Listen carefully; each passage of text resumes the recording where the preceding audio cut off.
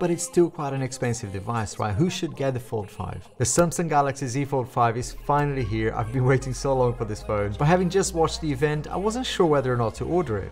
And it got me thinking, I can't be the only one on the fence about this one. There were so many questions in my head, and I'm sure you're probably thinking the same. Why should I get the Fold 5? Which configuration should I go for? And what about the accessories? Let's have a chat. I'm Alex and I do down-to-earth tech videos. And wow, color me impressed. What Samsung keeps doing in this space is just incredible. Sure, they've been doing a lot on the hardware side of things. What they're doing with the software to enable the foldable experience is really good too. Because that's the one thing I complain in my Fold 4 reviews is, you know, the Fold 4 experience is great. I love the form factor, you know, I'm sold on the foldable, but certain apps just don't take advantage of those three screens that you've got, the fact that you can fold them. Some do, but quite a few out there just don't do it. So I really like these features that I've seen here, and I'm sure you're excited as well. And no, Samsung didn't invite me to the event. They didn't send me any freebies to, you know, ahead of time, and they're not sponsoring this video either. One day, right? Who knows? The good news for you is, with your support and helping me grow this channel, I've been able to get the Fold 5 and the Tab S9 Ultra as well. I'll talk about that in a separate video. Couldn't really get the Flip as well, but you know, when the channel grows a bit more, maybe I'll get everything. Okay, the Fold 5 is beautiful, absolutely gorgeous design. I love what Samsung have done here in terms of refinements.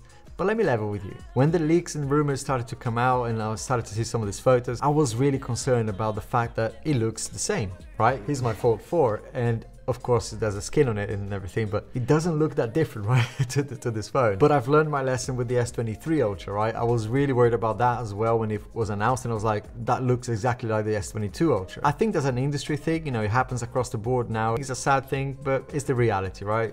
Brands want to be recognized. They don't want to confuse customers. They don't want to take too many risks. I mean, if I remember what LG did with the LG Wing, for example, it was like brilliant innovation. It didn't work for them, and perhaps that's one of the reasons why brands, you know, play safe. I just hope that the improvements that we're getting on the Fold 5, you know, I just hope that they are enough for us not to worry too much about the design.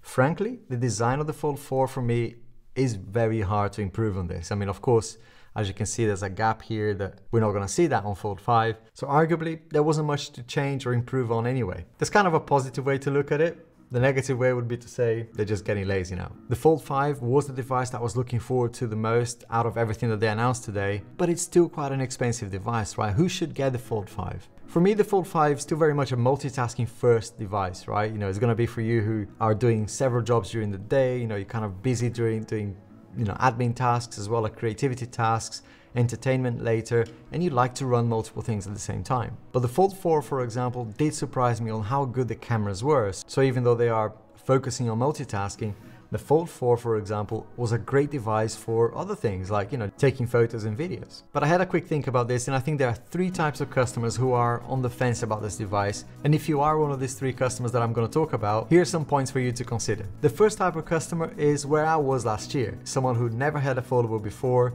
They're kind of bored with their current device, and you know, they want to see what the foldable form factor is all about. This type of customer probably had a big phone already before, and they're kind of used to using kind of bigger displays, but you want to be able to do more on your phone. And maybe your current phone even has a decent display, but it doesn't allow you to multitask properly. You're probably a little bit concerned about the durability, the fact that it's quite an unwieldy device. I mean, it looks unwieldy, right? Because you have to kind of open it and close it, and there's this action of opening a massive thing. It's really counterintuitive actually, until I got one myself and started using it myself. Yeah, I was really skeptical about it. I didn't think it would be this kind of ergonomic and easy to use. I definitely encourage you, if you're not too sure and that's your main concern, to go to a store, have a look at it. You know, it definitely made a big impact on me when I first used it. The second type of customer who might be considering the Fold 5 and not too sure is where I am at the moment. I've got the Fold 4, so you might have the Fold 4 already, or maybe you already have a foldable, but it's from a different brand and you want to have a look at the Fold 5. In that case, should you get the Fold 5? Honestly, I would say only if you're not really getting into, you know, any financial issues or in any, you know, unnecessary debt to get this device, because you've already got a foldable and it's, you know, useful enough, and it might last another year or two, so you don't need it right now. But I'd say if you can afford it, your plan allows you to upgrade it maybe at a, you know, kind of a small bump in your contract or whatever, then it makes total sense. For me, it makes perfect sense, but if I wasn't doing tech reviews, I probably would stick with this one. And the third type of customer, I think, is where a lot of people are. I mean, based on my previous videos of the Fold 4, a lot of you were saying, well, I have the first one, or maybe I have the Fold 3, and I wasn't really sure about the Fold 4, so you skipped the Fold 4 and you've been waiting for the Fold 5, you've been saving up for it.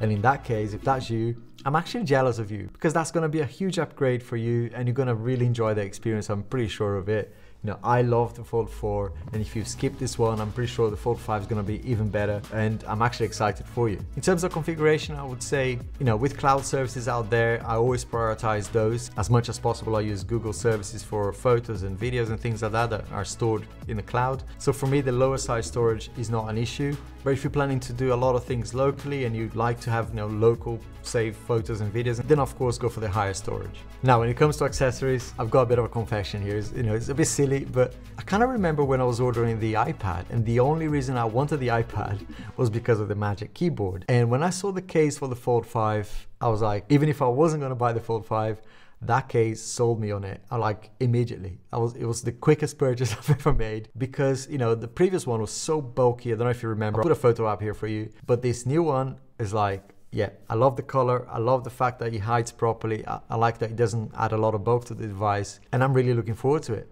But don't get carried away like I did. You know, let me give you 3 reasons why I'm getting one, and hopefully that will help you. I appreciate that taking notes on a smartphone is not something that everyone does or enjoys. Reason number 1 is the feel. The S Pen feel, you know, the recent ones anyway, for the Tab S8 Ultra and the S23 Ultra, for example, have been incredible. They feel amazing on the screen, and if that's anything to go by, you're gonna enjoy it. The second reason is functionality. What you can do on the S Pen is just, I mean, they pack so many features. There's air gestures and all sorts of things you can do with a button. Like you can put the phone on a tripod and use this as the clicker. Loads of things that you can do with it. And the third one is kind of a personal one to me, but I'm pretty sure a lot of people will do the same, is photo editing. I don't even mean professionally. I just mean like touching up the brightness and the color and contrast and things like that. Or maybe just removing something from the background, adding text.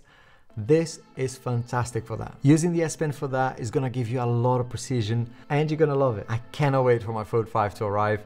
I ordered the blue one. So make sure you're subscribed, because the videos will be coming thick and fast here. And while you wait for that, I've done loads of videos on the Fold 4 that you can enjoy here. And I also just did a video on the Tab S9 Ultra that you can find over here. Exciting time. See you soon.